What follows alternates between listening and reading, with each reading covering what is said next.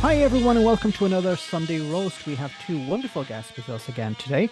A special on the USA actually. Well, let's start off with Scott. Can you tell us a little bit about yourself, Scott? Hi, my name is Scott. I'm old and I am from Cleveland, Ohio. I live in London now. I've been living here for about 30 years, but obviously I keep an eye on what's going on at home. I'm just a normal guy, normal American slash British person. But by trade, I'm a barber. And you probably got a lot of insight into actually how the world should work. Well, no, not really, because a lot of people that come in aren't very smart. And London's not that bad, is it? No, I grew up in America. I mean, England is intellectually superior, like when you compare it to the American education system, which I am a massive critic of. So, And Simon, can you tell us a bit about yourself? Hiya, Simon. It's probably the fourth time I've been on this show. I run a channel called The Track Record. I cover mostly geopolitics with a lot of cool map animations, but also have a keen interest in British politics, which is why I'm here. Wonderful. My wonderful co-host Alex, can you tell us a bit about yourself for anyone who's new to the show? Hi, I'm Alex, also known as Political X. I'm a historian, author, and journalist. And my wonderful co-host, Max. My name is Max. I run the Robespierre channel where I talk about British politics and Brexit issues in particular. Alex, our first and main topic today is the US. Where would we like to start? We're going to go straight into Trump and Biden. let's do it. Senility, old age, what a choice. What's gone wrong in the United States that you've got two people who are older than the oldest presidents, including, I think, Reagan, who left office at 69. Reagan was 60 when he started, and people were worried that he was too old.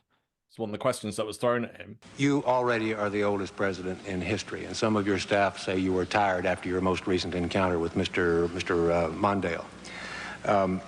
I recall yet that President Kennedy had to go for days on end with very little sleep during the Cuba Missile Crisis. Is there any doubt in your mind that you would be able to function in such circumstances?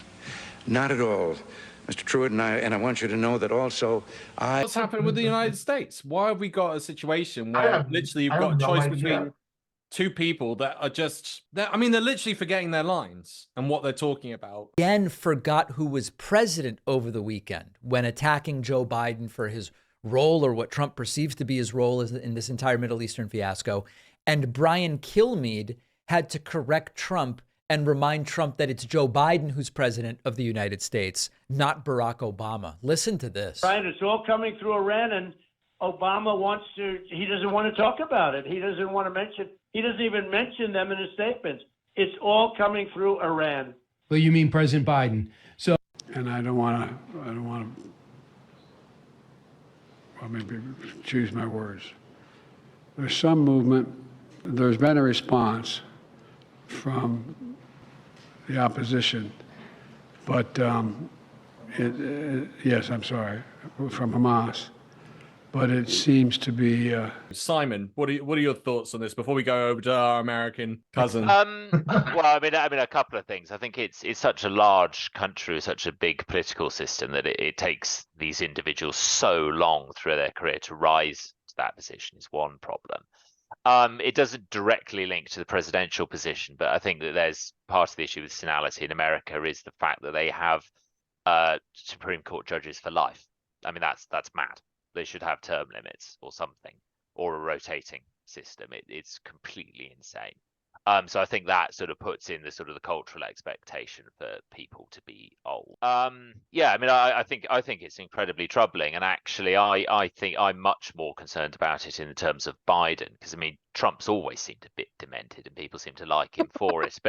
But he's retained that energy, whereas actually, I do think Trump's going to win the next election, and I think a big bit of it is Biden just looks so frail. He forgot the year his son died. He really, yeah. I think it's very concerning. Do you not feel that Trump is just as old and doddery? I mean, he was literally confusing Nancy Pelosi with Nikki Haley, his own UN ambassador or representative. as long as Trump has been in the public eye, if you look at a transcript of what he says, it's always been gibberish. These are not muscle guys here, they're muscle guys up here, right? And they calmly walk to a seat. Ding, ding, ding, ding, ding, ding. They've only got 17 seconds to figure this whole thing out, right? Boom. Okay. Missile launch. Pshin, boom. So I think it's masked by the fact it's always been gibberish anyway, but also the fact that he might be talking nonsense, but he has the energy, he has the bravado. He can still stand there and do his whole thing at his rallies. Whereas actually Biden does look visually lethargic, I think, and he slurs his words much more often. And yeah, so I think it's visibly more of a concern with Biden. I guess there's that element as well, which surprises me. Trump didn't age after office. He looks like Tentacle. Most people would age and look older. I mean, Obama went grey. That's because he's never worked a day in his life. That's why. This is Runseal Quick Drying Wood Stain. You can't miss it. It protects and it's rainproof in about 30 minutes, which means in about 30 minutes your wood's rainproof and protected. 4/5 of my time playing golf. It's true, isn't it? Actually, how many days was it? 100. And he baracked Obama about that for doing it 12 times. I think it was literally every Saturday. It was literally every Saturday. It felt like it, didn't it? I mean, actually, if it was 100 days. I'm pretty sure of it. It was literally every Saturday. Go and play golf. Did he actually use it as like a way of getting away from stuff? Or was it actually he'd meet up with other politicians and they then go on the course? I'm sure that's what he would say to people, but I don't think that would be the case. I think it was a case of, I'm the president, and if I want to play golf on Saturday, I'm going to play golf. He just didn't give a Yeah. That's what that was about. What are your thoughts then, Trump or Biden? Who's likely to win? Well, I completely disagree with what Simon said about Trump winning. I don't see that happening at all. And I think Americans would rather see a senile old man rather than Trump. I think, it's very easy on this side of the pond to sort of look at what's going on from the outside in and say, oh, well, Trump's definitely going to win. I've had this argument with a few people now, a few English people now, and I'm just like, it's not going to happen. You have to remember, he is with what happened with the Supreme Court and the abortion thing. He has upset pretty much most women in America in general. Do you know what I mean? It's looking like that in some of the swing states, those are the people that are going to swing it. Housewives and stuff like that, people like that. So it's I personally, as like my own sort of opinion, you got to get rid of Biden. I mean, he has to go. They need to bring somebody in who is younger and fresher and will be able to bring a bit of vibrancy to proceedings. If someone got up there and looked competent and sounded competent and could say, this is what we're going to do, right? And then you got Trump sitting there going on about Nikki Haley and, buy my shoes and all this ridiculousness, right? Again, like it will happen again. It's going to look like there's an adult in the room. Yeah. So this is what I think, and I think can I just come in because no, one of there was, and I've forgotten his name again. There was a pollster who has been correct about every election since 1984. I don't know if Alex 13 Keys to Power. He's a university lecturer. But he has said that the incumbency key is important. So Biden will have that. So Alan Lichtman designed a better system to predict presidential winners. He calls it the keys to the White House. What they found were 13 keys, only 2 of which have anything to do with the traits of the candidates. Alan has used the keys to accurately predict every election. So if we were to change Biden to somebody else, it may look good on paper, but in reality, the Democrats would lose a massive advantage of the incumbency. But no, I agree that if Biden doesn't look competent, it's clear that there's a cognitive problem. Yeah. But I think it's a case of, are people happy with the status quo. So it may not actually be Biden that they're happy with. Are they happy with the status quo? And I think the US economy is doing a lot better than other economies, Western economies. I don't know about what people think about healthcare, if things have improved or not, but I think it's like the economy and cost of living. Is that like, what do people think would be the case if Donald Trump was in charge? Would things improve or would things get worse? And I think something different about this election is, in the past you had the incumbent and you had a newcomer, but Trump was already in charge in the past, so he doesn't have this newcomer advantage, I think, which is against him. I'm cautiously optimistic that Biden will win it, but I agree with what you said, that he needs to be replaced as soon as he's in power. As soon as he wins, he needs to be replaced with somebody younger. And I don't know what your thoughts are on AOC or somebody like that. Oh, I mean, I think someone like that would be brilliant. I think she might be a little bit too left for central, for Betty and Joe Beercan living in Missouri. She's just a little too radical for people like that. But where it's maybe Kamala, but it has to be somebody a little younger, obviously, who's on the ball, knows what's going on, and looks competent. The more Trump seems to talk, and you get the court cases and the news, and he repeats the same stuff all the time. The whole deep state, kangaroo court, all this crap. He sounds more and more unhinged as time goes on. Now, a lot of his base love that because it's owning the libs, right? But I think the general average American person, they don't really care about that. They want someone who's going to go in there and do the job properly. I can't see it. I can't see it myself. But I just looked it up. It's Alan Lichtman, who's the guy who predicts it correctly since. Isn't there a parrot that does that too? What's that? Isn't there a parrot that does that too? You know what I mean? Like he moves his little claw onto the name, and he's gotten it right for like the last 20 years. I think you might be right. I know there was an octopus for the World Cup that seemed to get it right, and I think there was a camel as well that seemed to get it. I mean, you've got a 50-50, but as the odds, as you keep repeating it, I think he's just gotten really lucky. He should play the lottery rather than. I've got to say, with Simon, I agree that Biden looks more frail than Trump. They both seem to have lost it. Like, I'd still prefer Biden. I'm about to leave. I prefer Biden's crack pipe over Trump. I was about to go. You know what? I gotta go.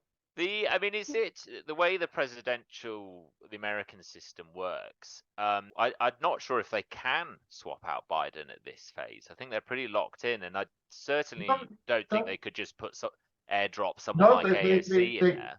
They haven't done the primaries yet. The primaries is really where and the conventions and all that. That's really where they choose their candidate. The parties choose their candidate. So it's just that nobody else has it's weird. It looks like the Democrats are trying to play safe and not go up against Biden because Biden's already won against him once. So they think he's got to do it again. It also makes your party look weak if you continually swap. If there's nobody else that can like go the Tories. Yeah, well, yeah. I don't. While I would love to see AOC as president, I think that would definitely not go down well. For it would go down really badly with a lot of people. You have to remember that the Democrats in America are pretty much akin to the Tory party, and the Republicans are just way further conservative than our Tory party is, English Tory party.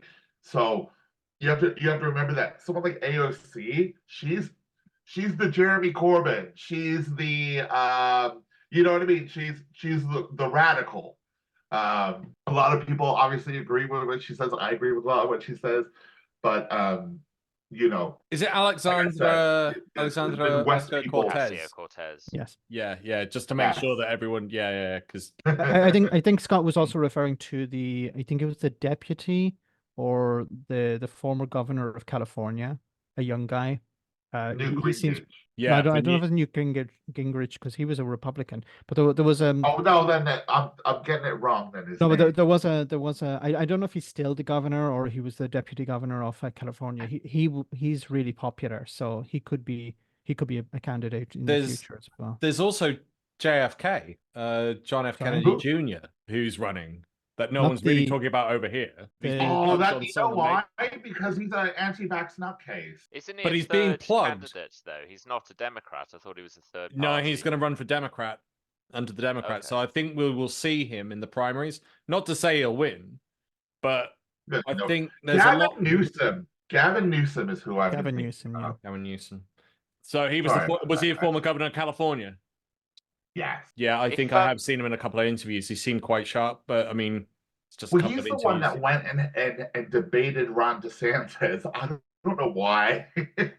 Joe Biden put out not only a comprehensive plan, he consistently puts up plans. Hold on, no, but Sean, is there a risk? I'm going to answer your question. I support border security. I think the asylum system is broken. I believe that we need. I understand that. I'm the only guy here that's a border state governor. You're trolling folks and trying to find migrants to play political games to try to get some news and attention so you can out-Trump Trump. And by the way, how's that going for you, Ron? You're down 41 points in your own home state. From our own Border Patrol, are the American people being lied to? I don't think they're being lied to. The Biden administration put out a comprehensive plan day one when he got sworn into office 3 years ago, and the Republican Party didn't touch it. They haven't moved on it. They play politics with us. And I'll be honest with you, I think there's probably one person I wouldn't listen to on this topic more than the guy that I'm standing next to, Ron DeSantis. He lacks any credibility on the issue of immigration. When he was in Congress, he supported amnesty. When he's in Congress, you supported John Boehner's bill. It's a fact. When you were in Congress, you supported Obama's. You supported Obama's efforts to advance comprehensive reform. The last guy you want to talk to on the issue of immigration. Your immigration policy can best be described as a governor from the state of Florida going into another state, the state of Texas, lying to migrants, promising them jobs and housing, sending them to an island, Martha's Vineyard, and then sending them to a parking lot in Sacramento, California. I met with those migrants that you lied to under false pretense. That kind of gamesmanship, using human beings as pawns, I think is disqualifying. So again, a guy who stands here who's been out on the Republican debate stage saying, well, he's going to be tough, he's going to shoot people with backpacks, and that he has a strategy to potentially even invade our second largest trading partner, Mexico, that has a record of supporting amnesty and supporting reforms under the Obama administration, is the last guy to be standing on stage talking about the issue of immigration reform tonight. But he went and had a one-to-one debate with Ron DeSantis and kind of wiped the floor with him, and like really made him look stupid and incompetent. And, you know, again, there's somebody there who looks like they know what they're talking about. And you got Ron DeSantis, you know, smiling. Did you see he went on Fox News because he can't smile. He's a fucking robot. Go on, Simon. I mean, he is an idiot. He went on Fox News and claimed that in California you could get an abortion post-birth. Like literally, like you could just sort of take your baby to the doctors and they're like returning something at Walmart. Yeah, they'll kill it for you. Yeah. It's completely insane. But the problem is people will believe that. People will vote for him because, you know, he says these things. So this is my... I don't know if these politicians are stupid or they just pretend to be because they believe that their voting base is stupid. That's exactly it. Yeah. That's exactly it. And because I don't think it's possible to get so far if you're really that stupid. Apart from Marjorie. No. With Jewish space lasers. They probably consider themselves to be clever because they fool people into believing this nonsense. And again, like before we started this show, I said I had my critiques on the American education system. And that's a good reason why, you know, that there are people out there that literally think that that is a thing that could actually happen. Post-birth abortion, what? There's no such thing. Like, what? And there's somebody who believes it, you know? Do you find, like, it's been interesting. The Young Turks and Jordan Klepper from The Daily Show have been hammering MAGA supporters. Donald Trump said he'll be a dictator day one. What do you think of that? Is that a good idea? Let's get it done. Get in and get it done. Let's go. He's not going to be like a Hitler dictator. No, more like a Mussolini dictator for a day. Exactly. Yes, God bless America. Yes. Put the people in place. A dictator can do that, right? Yes. It can put people in place. Absolutely. The good people are over here, the bad people are over here in the gulag. At this point, it's what America needs. So they're on board with... They just keep finding these guys that just literally don't know what they're talking about. I'll splice in some clips. But do you think that's as bad as with Brexiteers versus MAGA supporters? Because I'm not finding many clips of Brexiteers coming out with the same level of stuff. I mean, correct me if I'm wrong. I could see Simon's looking puzzled there, but I'm like, I think it's probably. While we all here disagree with Brexit, I think there's a logical chain of thought as to why that might be a good idea, but there is no logical chain of thought as to what is that? Things like California, they're having post-birth abortion. What the logical chain of thought to be in favor? Yeah, because it literally was a massive exercise that has brought damage to this country economically, economic self-harm. And to that doesn't make sense. There'd never be like a logical. I don't know the logical argument for Brexit. If you can tell me, that'd be great. I mean, to all of us here, it doesn't make sense. So, but I think that Brexiteers' argument is that they, or at least some of them, will say, "I understand that it's going to cause economic damage, but I think that's a worthwhile price to pay." I don't think they do. I think they say that to cover up the fact that they didn't believe it when they were told that. Brexiteer. I mean, I think that I don't agree with it as a standpoint, but some people might basically go, "Look, that's what I want to spend my money on." I think it's fine to have a worse economy in order to have sovereignty. Yeah, well, it's the same thing with the Trumpla fucks. They want to own the libs. They want to let's go Brandon.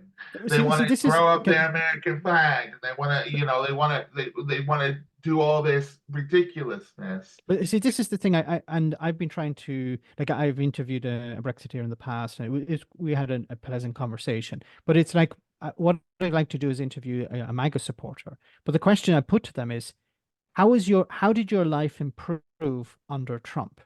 So not, owning people or, well, he was a great leader or whatever about foreign policy. Just how did your life? Because my question to many people is, okay, you vote to have a political party in power that improves your life. Okay. Now, maybe you're really rich and you don't care about that. It's more a political thing. But for most people, they vote for things to improve, maybe something directly or something indirectly. We want to see a better society. My home gets broken into. I'm going to vote for a candidate who's going to deal with crime, because that would mean my house gets broken into less or whatever.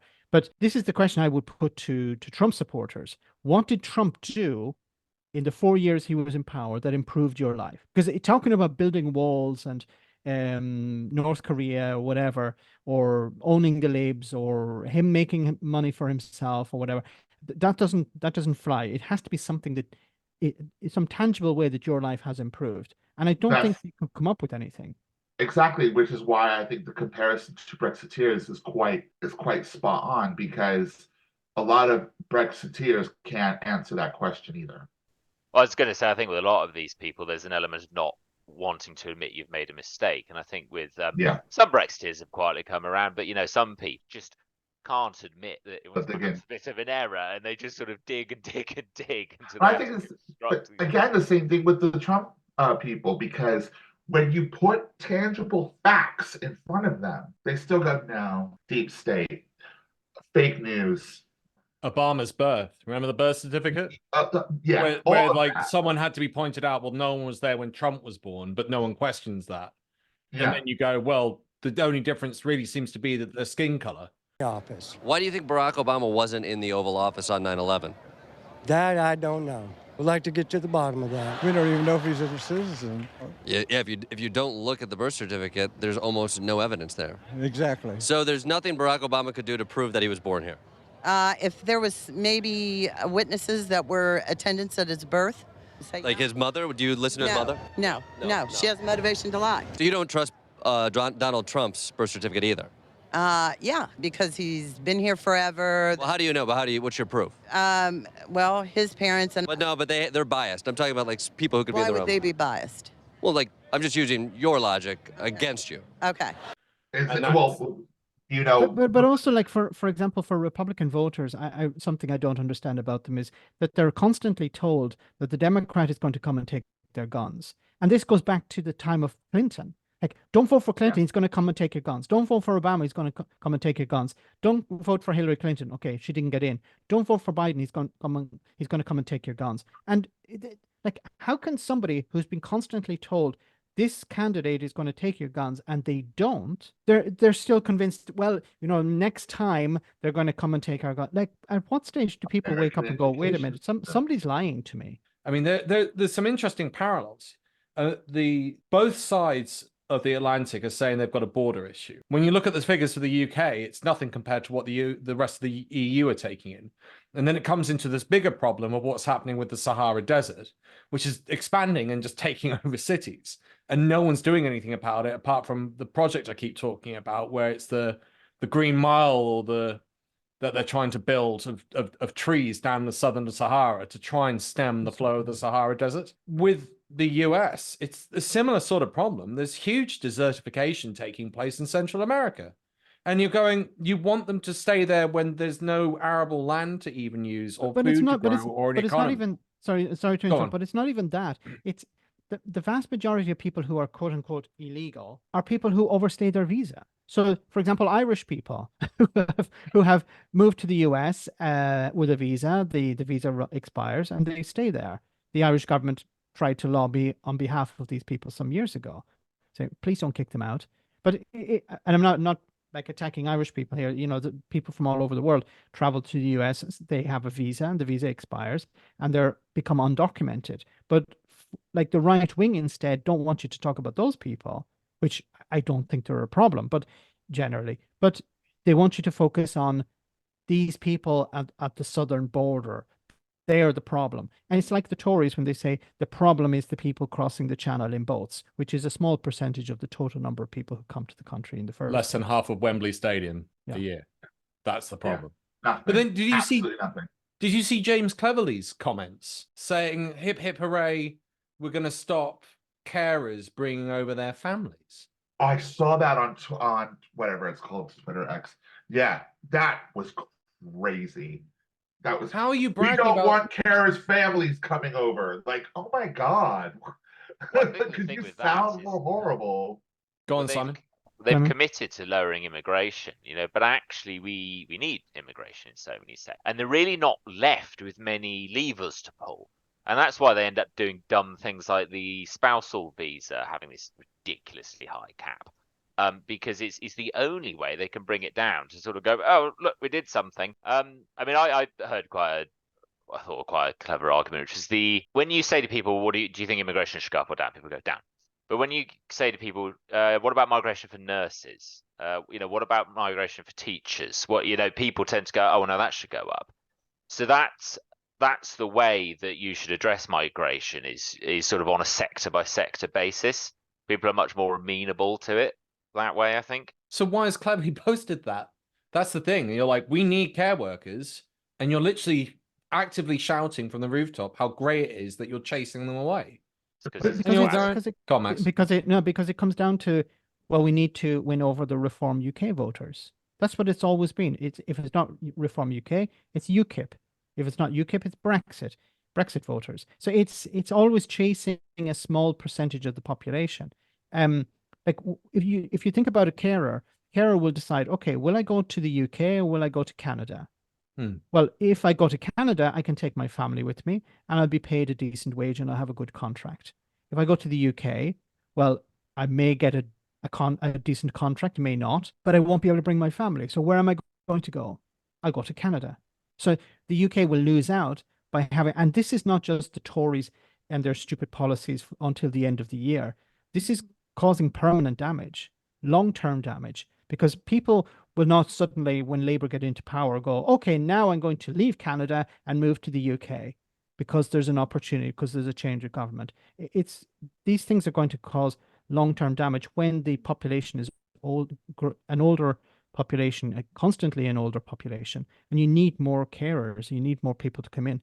So then this goes back into the United States and the comparison between MAGA and Brexiteers. MAGA supporters and Brexiteers are both complaining about migration. One's complaining that the border in the south, and the other one, same thing, southern border in the UK. One's saying build a wall, another one's saying stop the boats. But it's nationalistic sort of ideologies, and when you really get down to it, the base of it, when you actually listen to people being interviewed about this, seems to be a race element to it. There's an element of racism attached to why they don't want these people over, because they think they're causing harm. Or where are they getting that idea from the newspapers? But you've also got, this is the other irony, the people in charge seem to be second generation, including Trump. Trump's third generation, isn't he? His grandmother was Scottish and moved over. I think before her son was born, his dad, There's Trump German, Senior. I think, in there as well. And his family name used to be Drumpf, apparently. Did it really? Yeah, Oh, that's a good little hack. which isn't as impressive as Trump somehow. But migrant family, you've got James Cleverly, you've got Ben Habib from the Brexit Party, and I mean, even I think Ron DeSantis is only third generation. Well, I find it funny when people like Suella Braverman say multiculturalism doesn't work. She's the most multicultural person. Not only are her parents migrants, but her parents were migrants in the countries that they came from. So it's just like, yeah, ridiculous. I mean, there is a race element to it. I still am very confused by people like Suella Braverman, pretty Patel, who forced this narrative of the Albanians are coming, or the Turkish, or the whatever it is, basically playing upon the different pigmentation of indigenous English people. It's the same thing in America. You got these white neighborhoods, and then all of a sudden Mexicans are moving into them. These white people don't like that there's somebody moving in who's different from them, and then there builds resentment. That's how it's been. It's like things haven't changed since like the 50s in America, but it's just quieter now. They just don't talk about it in the same way. It's always quite amazing when there was someone who was doing a set of interviews in the States saying, when was the last time America was great? And some people would say, oh, the 60s. And they go, right, so when you had racism against African Americans, America was great then, was it? And you could see their heads. It'd be an interesting thing to do in the UK as well. But in their world, sorry to interrupt, in their world, they had this idea, it's back to the future land. All the white kids went to the soda pop shop and they played on the pinball machine, and they then went and courted their girlfriends who gave them a peck on the cheek. It's a fantasy. It's not real. I would turn around and say that you'd probably be able to have a better standard of living, both in the States and in the UK. I mean, you look at, like, in many ways, like, the one thing I could see some level of logical argument for both Trump and Brexiteers is that they were going, we're not getting this wealth that you guys keep showing us on TV.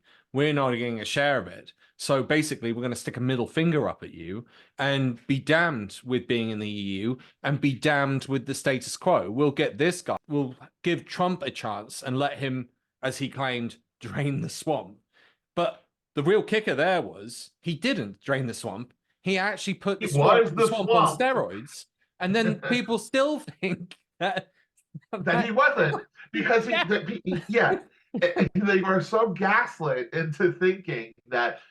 And that's like literally been the last sort of, even before Trump, when we look at the Tory party and how it's turned into this weird, vague idea that the Tory party are a working class party, which is absolutely ridiculous.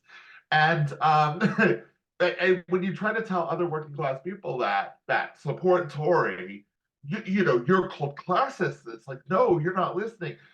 It's gaslit the poor. Billionaires have gaslit the poor to convince them that their enemies are the poor. Well, it's Or like migrants. that cartoon of Murdoch, where there's a guy like 3 cookies. You know, he's sat there with his plate full of cookies, and he's pointing at a migrant, going, "That bloke wants your cookie."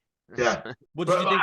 I've got 1,000 cookies here, but you know, that guy wants to take one of yours. It's like and it was a very interesting call I listened to James O'Brien on LBC. I don't know if you guys do. A very interesting call about a girl called in and she said, you know, it's unfair because my sister, she's on benefits, and you know, it's unfair how she gets all these things. You know, she's disabled, but she gets, I have to work hard for my house. And James had to sit, like metaphorically, sit her down and say, why are you looking down instead of up? So you're seeing the problem with you working hard and you're about to lose your home, but you work hard and you don't know why you're about to lose your home. Why do you think it's the disabled person, not the extremely rich prime minister? Who is the problem? The man who has everything, or your sister who has nothing? And that's the media. That's the media. It's convinced people, and it's been doing it for years, convincing people that their enemy is somebody who has less than them. Yeah. But this idea that the person who has less than them doesn't deserve it. They convince them that people like Rishi Sunak must be, well, he's really rich because he probably works very hard. Not knowing that he inherits all of it. And he managed to pull a good bird, like as you Brits would say. You know, he got lucky. You think he's a bit of a gold digger? Is that what? I guess he probably is, isn't he? What did it? You know, well, I mean, it's interesting as well. I mean, even the court system seems rigged to protect the rich and not allow the poor to step in and get free counseling and have equal balance. And I can't say so much in the States. I don't have. In the States, it's actually quite funny. I had an incident where all I said to I'm not going to go into the full detail, but basically some car company was trying to fleece me and demand a fine off me for X amount of money. I think it was like $250. And all I said to get rid of them was, give me a second, I'm going to call my lawyer and then I'll call you back. And instantly voice changed. And he went off and said, I'm going to speak to my manager. Came back and said, actually, we're going to cancel the debt. Don't worry about it, and get off the phone. And in America, I feel like that you can do. Over in the UK, I don't think it works as well. I definitely don't think the legal system in the UK is as balanced. I mean, we've seen what's happened with the post office. So I don't think there's this like level of equality that you can get in the States as you do in the US. I feel like money talk. There's an old saying in the States: money talks, bullshit walks. And the moment you mentioned that you had a lawyer that you could just call up, that person thought, shit, that guy has money. Isn't that interesting? And then they back off. Yeah. I think the British accent probably America's the most litigious country in the world. You know, people sue you for breathing if they could, you know.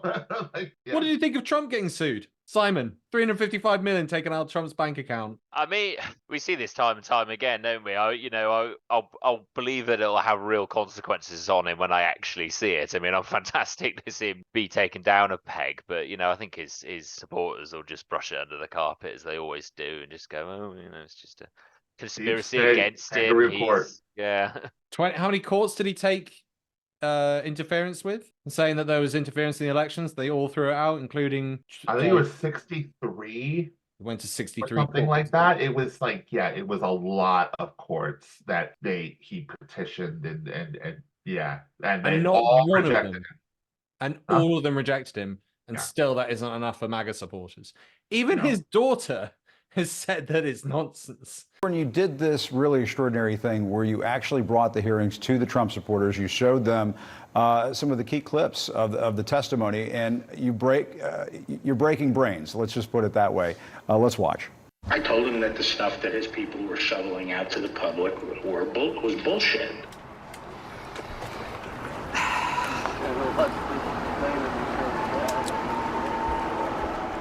Like I said, you just can't be up 300,000 votes and then lose. No, but that's Trump's attorney general. Does that sway you at all? He's turned on him. He's been paid by somebody to shut his mouth. Everybody knows the election was fraud. No, he's saying the opposite. He's saying the opposite? Yeah, he's saying there wasn't fraud. Wow. That's bullshit. Wow. Does it make you kind of change your perspective and your assumptions? It does. Yeah. So you're not going to go in there right now? Oh, yes, sir, I am. You are going in there right now to see Donald Trump speak? Yes, sir. Okay, cool. Well, good productive chat. I respect Attorney General Barr.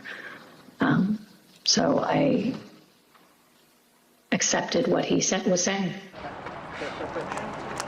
I don't know, that's not edited in any way. You don't believe she actually said that? Did she say it on Twitter? It almost don't even look like her. You don't think that? It could not be her. It might be one of those, what, they got clones out there these days? You think that was a... It might be a clone, yeah. It might be an Ivanka clone. Yeah. Hot take, my friend. And they still believe him over his daughter. There's interest that has to be paid on it. And the interest is charged per day. So as long as Trump doesn't pay the fine, he has to pay interest on the fine. Now he has appealed it, but it's looking likely that he'll lose the appeal. And he's paying, and the interest is something like $100,000 a day. So that's a lot of shoes he has to sell. And the second is that it's looking likely that they'll seize his assets. So his Trump Tower and stuff like that will be confiscated if he doesn't pay his fine. So he's in serious trouble financially. Now, whether he'll win the nomination, he'll likely win the nomination. Whether he'll try and run for president or win the White House again, I don't know. But he's certainly in serious doo-doo at the moment financially.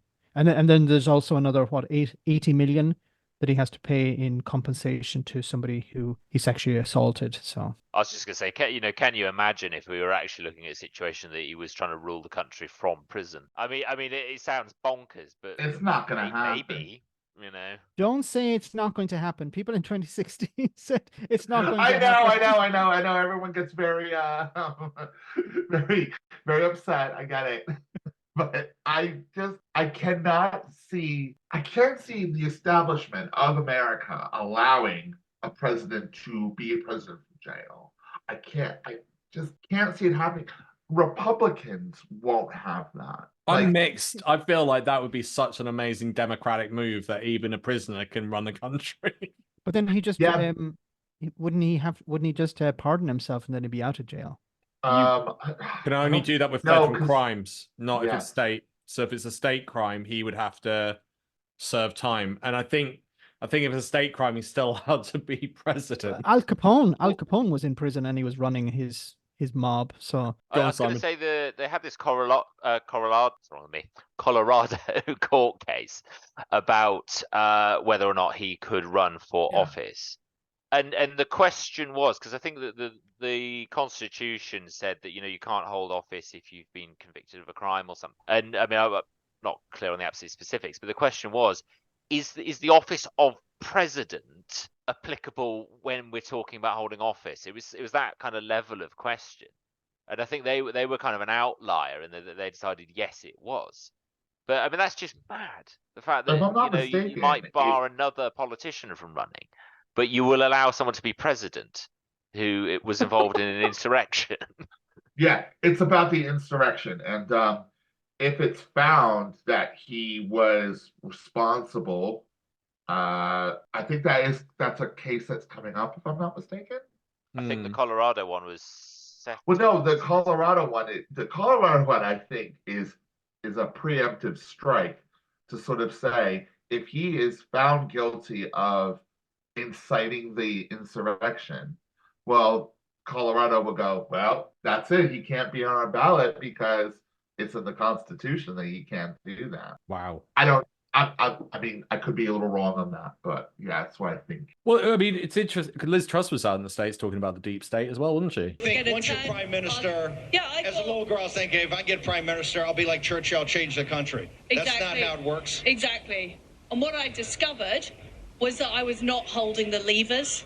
The levers were held by the Bank of England, by the Office of Budget Responsibility. They weren't held by the Prime Minister or the Chancellor. And I think that's a massive, massive problem. Hang on. You're saying the central bank, the Bank of England, is one of the things that controls it. Are you a conspiracy theory person? You almost sound like Worm. You're MAGA.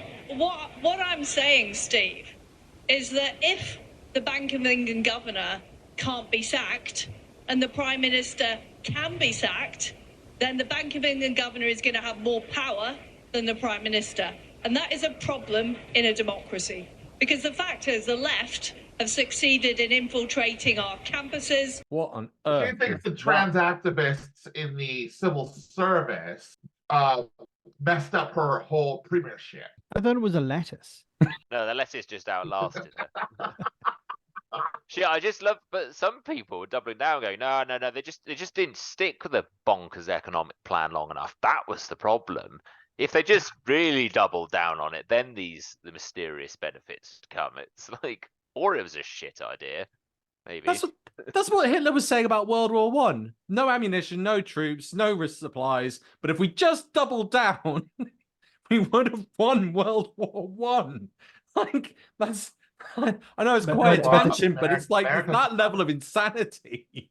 Well, I mean, she's now at that level, the Marjorie Taylor Greene level of insanity, like the conspiracy, all of that sort of stuff is starting to, like, almost as if she's been indoctrinated. I think she's what just. What were you going to say, Max? Sorry. No. I just think she's an empty vessel. She'll do whatever she's told. So she was listening to the IEA people when she was prime minister, and they were like going, "Cut taxes. That's the way to grow the economy." And she's like, "Okay, whatever."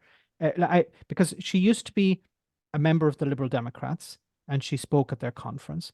Then she was a Remainer. She said, look, if we leave the European Union, it's going to be a disaster. And you can find the clips, and she's completely correct in what she was predicting. I do think it's in all of our interest to communicate the real impact on the ground, the real impact that this would have on jobs, on livelihoods. Because what we know is less trade would mean fewer investments, it would mean fewer jobs, and that will feed through to people's incomes.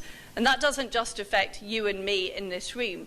That affects all of us in the overall economy. So even if you're in a company that doesn't export, the company that does export will be buying less of your services. And I think that's the message we really need to get across in the closing weeks of this campaign. The day the vote came in, she became a Brexiteer. And it just, so I don't think she actually has an ideology. She's just, okay, if I become a hardline conservative, I can make a lot of money out of this. Speaking to Republicans in the US, they don't really know who I am, but I'm telling them what they want to hear. I'm telling them that the West is collapsing, that trans people are destroying governments or whatever, destroying Western society. This is the sort of thing that she's pushing because they want to hear that. Yeah. I can guarantee you, I wouldn't do it, but I can guarantee you, if I had a slightly bigger platform and I tomorrow said, Brexit was a wonderful idea, Brexit is a success, I would actually get people probably funding me, sending me money, saying, yeah, go on TV and say it was you converted or whatever. This is what these people want to see. But it's scary because there are people funding this, and then there are people who think that she would actually do a good job as prime minister once again. She had it taken away from her. I'm gonna play devil's advocate very briefly with the deep state, because that's what she was talking about. That's what we were talking about with Trump. That's what we were talking about with Americans and Brits feeling like there's a group of people that are basically getting success and the rest of the population are left to go swing. What about the Epstein case? The only people that are being charged, and there is a list of people, and we know that the FBI have a list of people, and they have video footage that's never been released.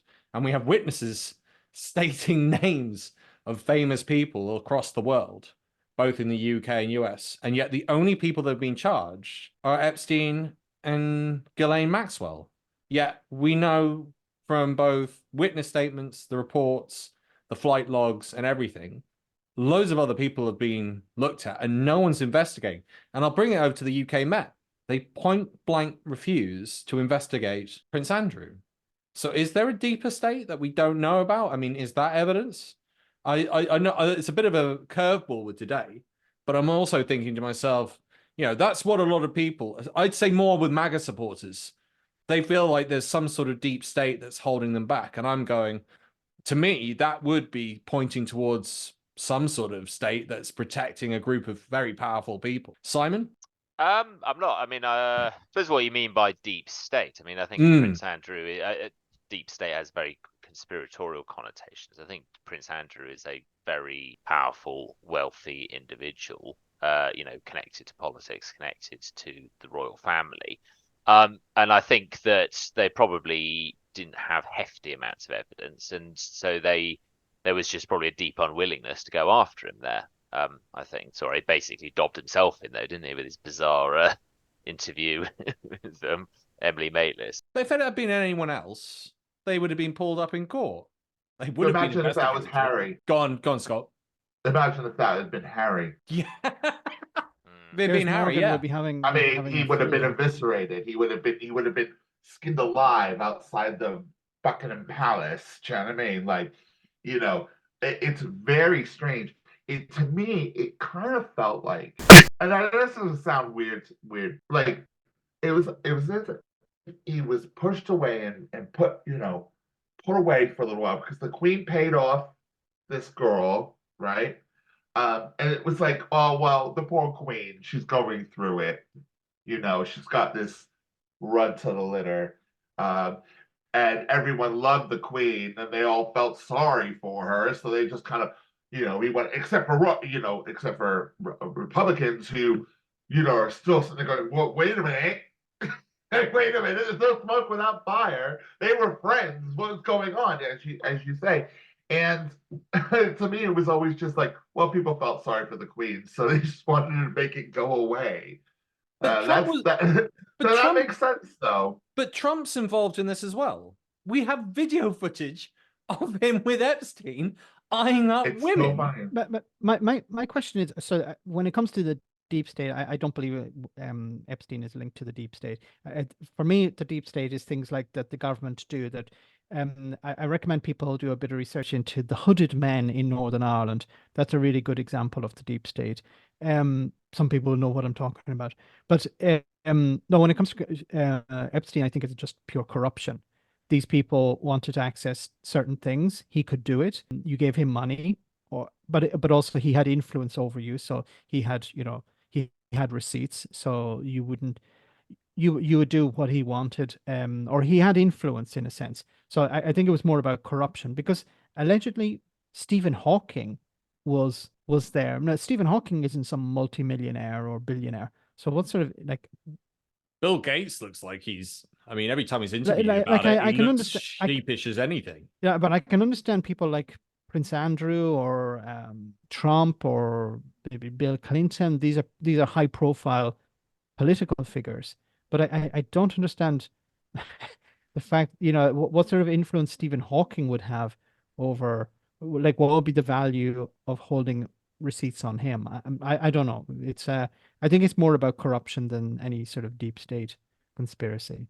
So if we're talking about the deep state, we can also talk about Tucker Carlson and his bizarre interview with Vladimir Putin. Were any of you aware as well that Putin slagged off Tucker Carlson for being a weak interviewer? Did you hear that as well? No. Я думаю, что ваш Карлсон, когда я говорю ваш, имею в виду, что он представитель вашего журналистского цеха, опасный человек. И вот почему. Потому что я-то, честно говоря, думал, что он как раз и будет вести себя агрессивно и будет задавать эти так называемые острые вопросы. Я не просто был к этому готов, а я этого хотел. Потому что это давало бы мне возможность также остро отвечать, что, на мой взгляд, придало бы определенную специфику всей нашей беседе. Но он избрал другую тактику. Откровенно говоря, полного удовольствия от этого интервью я не получил. Вот. Vladimir Putin criticized. Although I would be pretty weak if I was interviewing Vladimir Putin.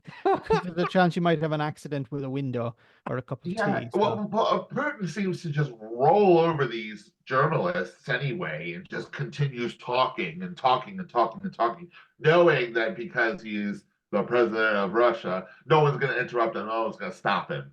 He kind of bulldozed his way through this whole interview, apparently, did a whole half-hour history of Russia, and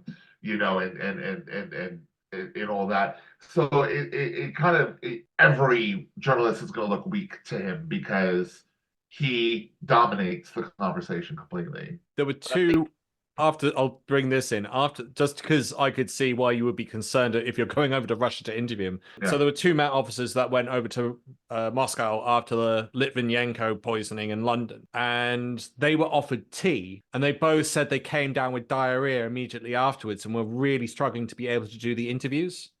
So it makes you wonder if it had been a difficult one with Tucker Carlson, could he have been given some dodgy tea or something as a response? Well, like, I still I'm not think saying like he'd kill him. anyway. I'm saying he would make his life whilst living there, well, whilst being in Moscow, a difficult one. I don't know. To be fair, I would very much enjoy watching Tucker Carlson shit himself in an interview. Yes. Literally. All the time, every day. I'd watch I reckon he'd just keep a straight face and just carry on. It's like, just don't acknowledge it. He slightly looks constipated when he's giving that quizzical. When he's trying to laugh. I He does that fake laugh that he does. Sorry, Simon. I was because I heard him described as a sentient boat shoe, which I thought was the best description. About right. I mentioned it earlier. It was these weird little points that he did. Oh, well, look how clean the subway is. Obviously, America's really dirty and gross. We're absolute Philistines. We're disgusting. But the Russians, look how beautiful it all is here. Oh, they're so much better. Look around. Was he like marrying into the family or something? Yeah, right. Yeah, it's absolutely insane. And he's trying to, as an American grown up in the 80s, right? I find it absolutely shocking that a Republican went to interview a Russian president. If you had seen this, if this had been 40 years ago, he would have been called a traitor. He'd be called a red commie bastard. Yeah, you know what I mean? So it is insane to me. People in America now, your Taylor Greens, the lower, that look up to Putin in some way. How did that happen? And, how has that changed? Money. I think it's because of this term that I hate, woke. Because the right-wing media have changed the meaning of that terminology. But it's because Putin is so anti-woke. There were a couple of things that Putin started lambasting before everyone else. And then our right wing in the EU, UK, and USA latched onto it and literally verbatim started repeating what he was saying. His anti-trans, his homophobia. Yeah, like he was definitely going along those lines. But it also gets quite amplified on social media, and we know that Russia have bot farms and stuff like that. So, a lot of this stuff. If you actually to speak to people in person, they'll be like, "What the hell are you talking about?" But it seems to be very, very powerful. I've met Russians who were living in England, and you would say, so how homophobic is it over there? And they're just like, actually, a lot of people really don't care.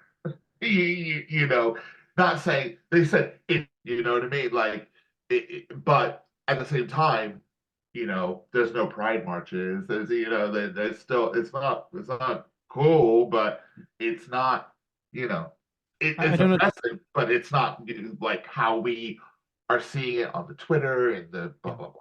I don't know. Did anyone see the story about the Canadian family, the Orthodox Canadian family who went to Russia? So I just tell it quickly. So an Orthodox Christian family in Canada were so tired of Justin Trudeau and wokeness and everything, so they decided we're going to go to a place where our traditions are respected, to Russia. And they ended up they tried to transfer money from Canada. It was frozen. They tried to negotiate conditions with Russian officials, but they don't speak Russian, and they don't know that money buys influence, so they have no money and they can't speak Russian, and now they're living in their anti-woke utopia, and they can't get back to Canada. The mother of the family made the critical mistake of criticizing Russia while she was there, while interviewed by Russian media. Wow. I do recommend checking out. I find woke has just become the most, to my mind, woke is PC. It's just a new invention of PC, but it's become the most trumped up boogeyman thing that people get so phenomenally worked up about. And I think just ultimately just means being nice. Like, just like. Well, the actual definition of it comes from America, where it is being alert to the injustice of people of color and other minorities, and it has been twisted by the right because it was used against the right. They sort of reclaimed it back and turned everything that was PC into the woke boogeyman. And then people now will use the word woke in completely abstract terms. When context doesn't make any sense at all. It's like, what are you talking about? That doesn't make any sense. What I was gonna say is, like, it's like the freedom of speech thing. It's like these purveyors of freedom of speech, but God forbid you say anything woke, or you are defending a minority of some description, or it's just an excuse to be racist and homophobic and all the other bits and pieces. There was obviously I'm going to slightly move on just because we're running out of time. I would say, that it's definitely been corrupted 100%, and it's very atypical of right-wing media to corrupt wording and lambast a group, as we pointed out earlier with the cookie example. Rupert Murdoch's got all the cookies, but he's pointing out that this guy's turned up and he might nick it. It's a similar sort of thing. You've always got to have. Don't look at us as the problem. Look at the people who are in the worst position. They're the biggest threat. And it was also interesting to see, just to go back a little bit, Navalny died this week in prison. His mum comes out on TV and says, I haven't seen the body for 5 days. But the other interesting thing I noted, the day after Navalny died and everyone was criticizing the Putin regime, suddenly this flood of claims came out that Navalny was working with the CIA all across social media. I was like, I wonder what troll farm is like pushing that little idea along. I thought it was quite interesting. Typical Russian influence. That's not our biggest threat, though, is it, Simon? Are we threatened by China and their impending invasion of Taiwan, or are the Americans blowing right-wing smoke up all of us again? Are we personally? Well, we're not personally directly affected. I mean, just if I just sort of do a quick rundown of the history of Taiwan in a minute, just to sort of set the scene. I'd like this. Yeah, go. So in about 1927, China was in a civil war between two parties. You had the People's Republic of China, led by Mao Zedong, and you had the Nationalist Republic of China, led by Chiang Kai-shek. Now, come 1949, Chiang Kai-shek was losing this war. So him and his supporters needed somewhere to flee to. So they decided to flee to Taiwan.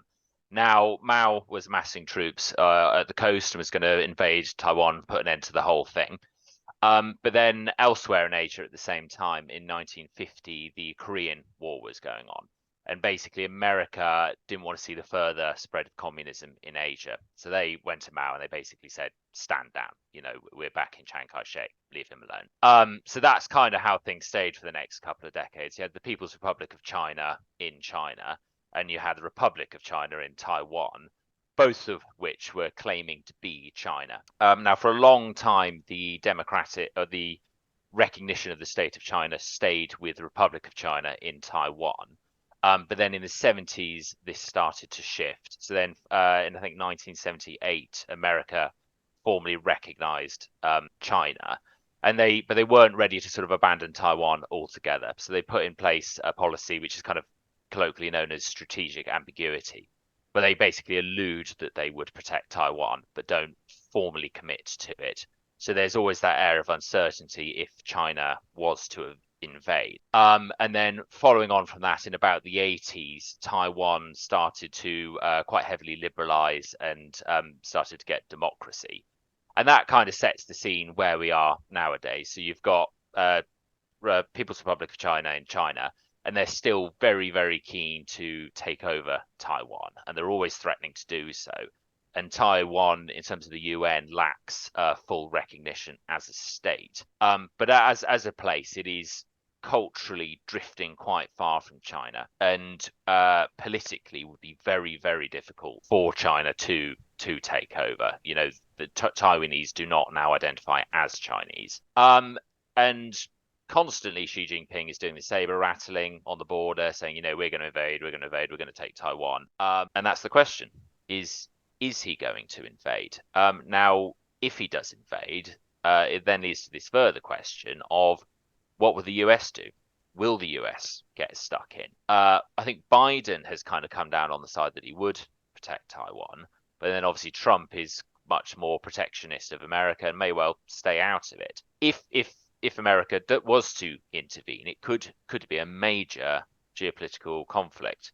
I mean, I went to Taiwan and I did a video project on this. One who will do all it can to ensure that this island nation is never recognised on the world stage as an independent state. The People's Republic of China views this land not as a sovereign entity, but rather as a breakaway province of China, one that must be reunified at all costs. But despite only 12 other countries formally recognising Taiwan, my conclusion, and touch wood, I very much hope I'm right, I think that China is probably bluffing, for the reasons that Taiwan geographically is very difficult to invade, but it would also destroy China's economic development, because it would plunge China deeply into a conflict with the West. But yeah, it is a fascinating topic. Can I be a slight fly in the ointment to that? Because this is this is what we want to hear, is that it's just bluffing. But there are some serious economic problems facing China at the moment regarding the population and housing. There's a number of housing bubbles that are bursting or about to burst, and this could create civil unrest, perhaps, or put pressure on the government to distract the public from this. And I've seen a number of videos online about a potential invasion of Taiwan, and it would be an absolute massacre because it's mountainy and it's really difficult to build to attack it and to get a foothold there. But is there a risk that China would have internal problems and they could decide maybe it'd be a good distraction? That is a risk.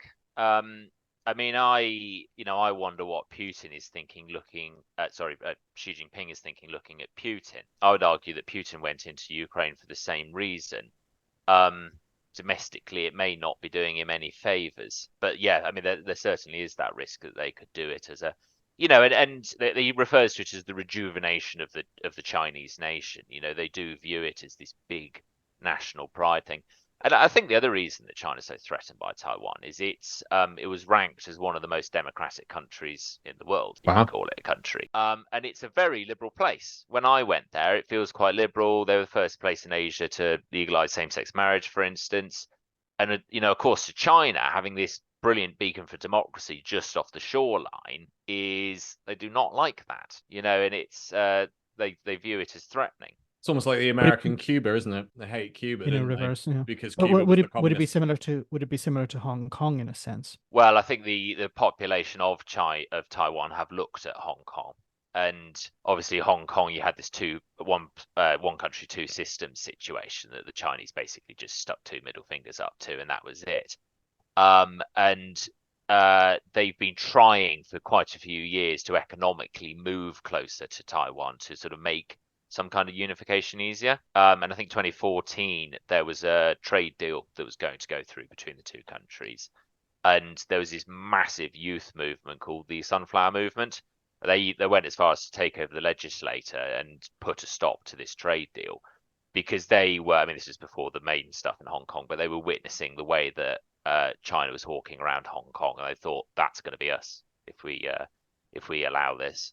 It's interesting. So I was listening to Chomsky's take on it, which I quite agreed with in the end, where he was like, I think this is just typical American rhetoric from the military industrial complex, suggesting that if you look at China's spending on its military, it hasn't increased, hasn't changed. That's not to say it's not significant military regardless, but if it was ramping up for war, it's really easy to see that it's ramping up for war because you can see the economic output being put into it. And you'll see that historically in every country, you have to increase military spending if you're about to go into war, not your standard peace sort of time spending, which is quite an interesting analysis. But also, I know that the Straits are a problem. You've got the issue of, I think there was a bit of a kerfuffle in the noughties as well, weren't there? Like ICBMs put onto Taiwan from America, which caused a bit of a kerfuffle with the Chinese government and the American government. Sort of very similar to Taiwan, similar to Russia trying to put them on Cuba. I'm not sure about the ICBMs, but any time, because the Chinese are very sensitive about any kind of acknowledgement of Taiwan as a state. You know, there's weird examples of this, like John Cena called it a country and had to do an apology in Mandarin because I think they basically told them, you're not going to show your Fast and Furious movie here unless you apologize for this. 我有一个错误，我必须说，现在就是很重要。我爱更尊重中国，更中国人。我很抱歉对我的错误。But they and any behavior to recognize Taiwan as a state is really disliked from China, and that's why last year Pelosi went there, and they lost their shit, if you remember. And that was because it was a move by the US that looked like it was sort of recognizing it as a country. And Taiwan themselves are very apprehensive about referring to themselves as a country. I mean, like Tsai Ing-wen, the prime minister, was asked this question, and she was basically saying, like, we act in all manners as a country, she was saying, but she wouldn't refer to Taiwan as a country. Wow. Because she knew that Trump caused a kerfuffle as well, didn't he? Because he took a phone call without quite twigging what the geopolitical consequences were, and I don't think he gave a stuff as well afterwards. But he took it from the Taiwanese president and then said and took the call as if it was like a regular country and didn't know what the outcome was. But then let's go back to what Trump said. He said he won't back countries in NATO if they don't pay, and then it makes you go, is he going isolationist? Is he going 1920s America again, where they sort of isolated themselves from the rest of the world, and as a result, there was no power balance, which allowed a lot of crazy dictators to take advantage. Scott, I just wanted to get your thoughts on that and the whole thing in general. Well, the whole thing of Taiwan. Yeah. It's unfortunate. I don't know a whole lot about it. Sorry.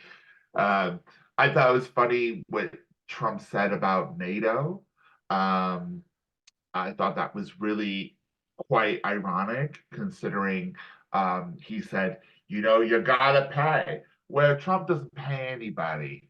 He doesn't pay any of the contractors he's got, any of his lawyers. He ain't paid nobody. He should start looking at his own house. He started worrying about what the other European countries are doing in regard to paying their bills. He needs to pay his own bills. But what's also funny about him saying that, Russia should attack countries that don't pay their way, but the countries we're talking about is countries like Germany, which isn't bordering Russia. So it's actually the Eastern European countries that are spending the most of their GDP on NATO membership, and they're the ones in the firing line. So like, even if Trump were to follow through with that, he'd be throwing the ones who are actually paying the most under the bus as well.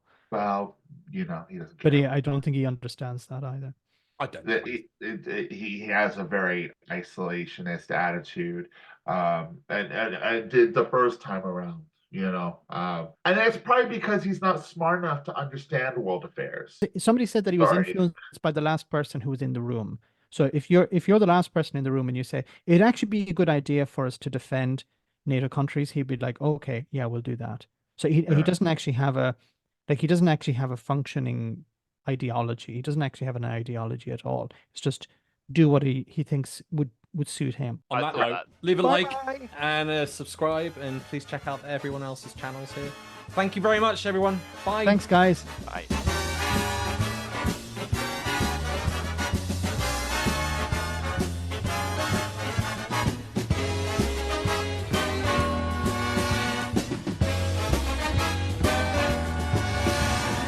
Tune in next week for another exciting story from the files of Police Squad. Can anyone sing their national anthem?